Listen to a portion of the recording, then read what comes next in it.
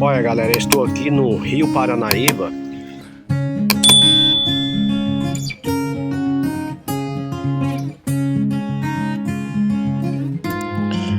Aonde passa o trem, galera. Olha, eu estive outro dia que tive a oportunidade de gravar ele passando aqui. Olha que maravilha, galera. Vou tá pondo aí um pedaço do vídeo para vocês, galera. Olha que lindo.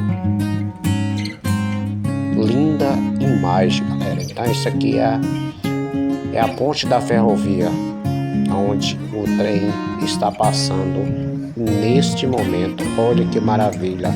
Olha que lindo, galera.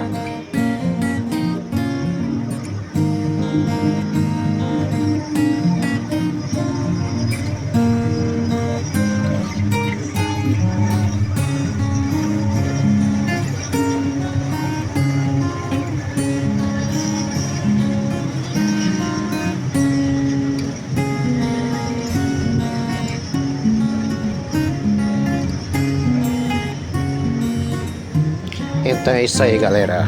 Que maravilha. Muito lindo. Eu vou pescar um pouco aqui, ver se eu pego algum peixe. Tô de murinete. Então é isso aí, galera. Espero que vocês gostem. Quem gostar do vídeo, se inscreve no canal, ativa o sininho para você estar recebendo as notificações aí, galera. Então é isso aí. Vamos ver aqui. Eu vou pegar algo. Pelo que a gente vê aqui, tá muito ruim de peixe.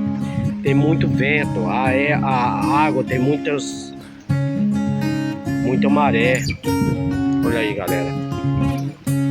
Tá ventando demais. Então quando tá ventando assim, não é bom de peixe.